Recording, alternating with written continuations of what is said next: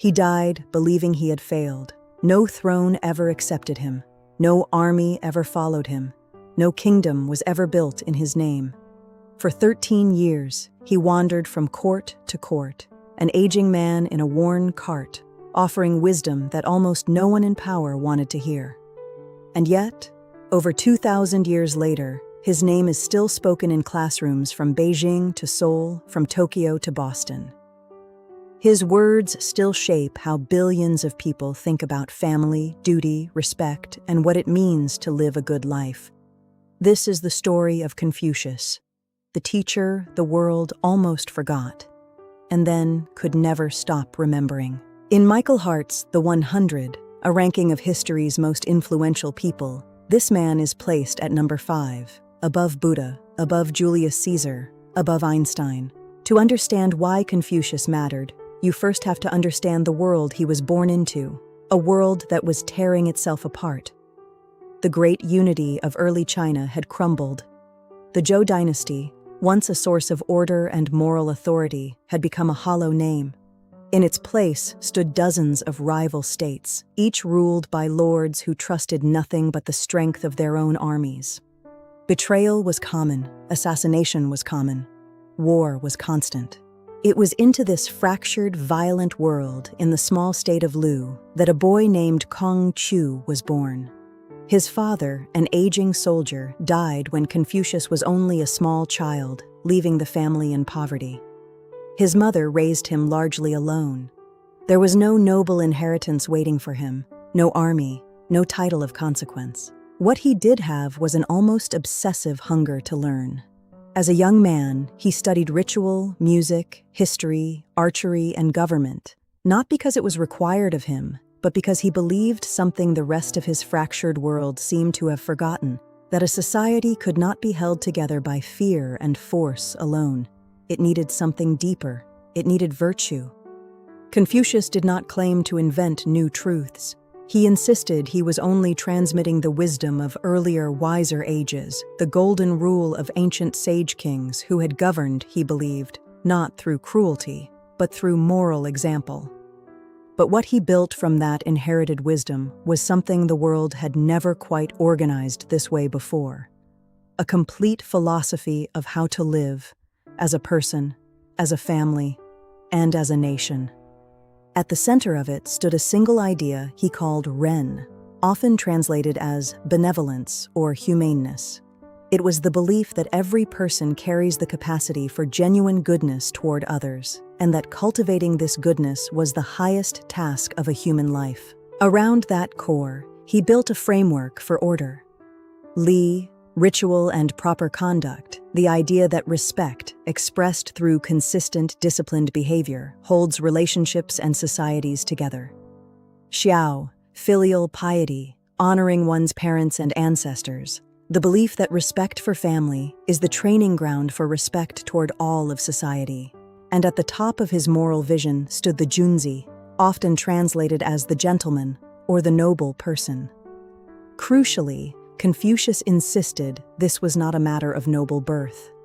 A Junzi was made, not born, shaped through education, self-discipline, and constant moral effort.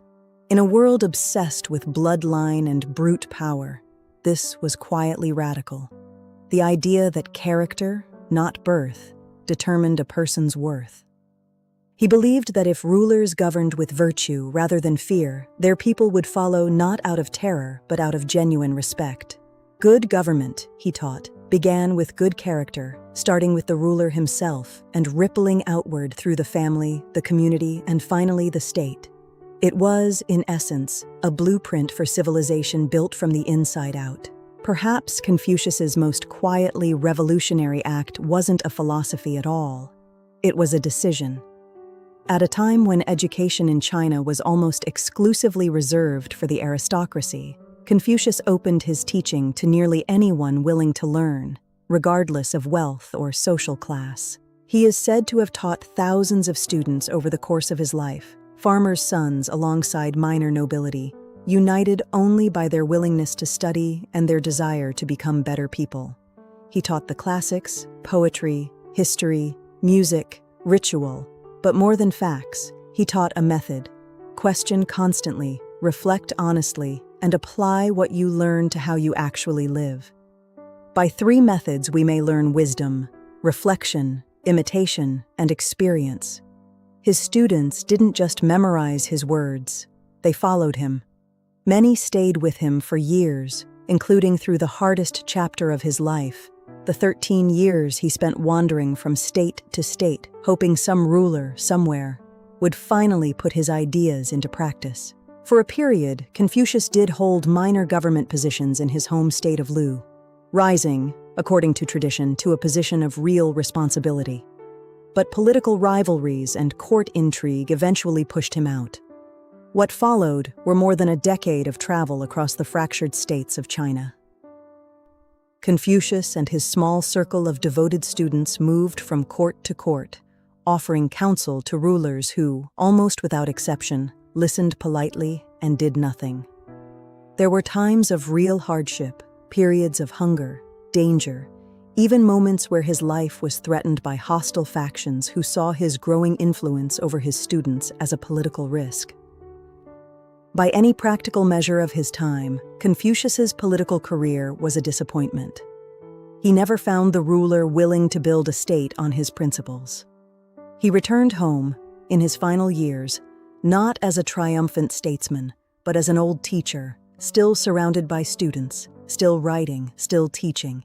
He died in 479 BCE in the state of Lu, believing that his life's central mission, to reshape government through virtue, had not succeeded.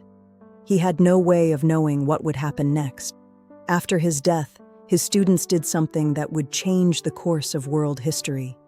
They collected his teachings, his sayings, his conversations, compiling them into a text that would come to be known as the Analects. For a few centuries, his ideas remained one philosophy among many, competing for influence during a period historians would later call the 100 Schools of Thought. Then came the Han Dynasty. Around a century after Confucius's death, the Han emperors made a decision that would echo for 2,000 years. They adopted Confucian philosophy as the official ideology of the Chinese state. Confucian classics became the foundation of education. Eventually, mastery of Confucian texts became the requirement for entering the imperial civil service, the famous examination system that determined who would govern China.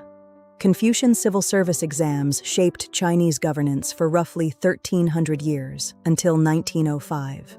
From that point forward, to rise in Chinese government wasn't just about talent or ambition. It was about internalizing the very philosophy the wandering, rejected teacher had once tried and failed to sell to the rulers of his own lifetime. His influence didn't stop at China's borders. Confucian thought spread into Korea, Japan, and Vietnam, shaping education systems, family structures, and government philosophy across all of East Asia for centuries. The man who never held real power ended up shaping how a quarter of humanity would think about family, authority, education, and moral character for 2,000 years and counting. In the 100, Michael Hart ranked history's most influential individuals not by fame or military conquest or personal power, but by the scale and durability of their impact on human history. By that measure, Confucius earned his place among the very top 5 people who ever lived, ahead of towering figures like Buddha, Julius Caesar, and Albert Einstein.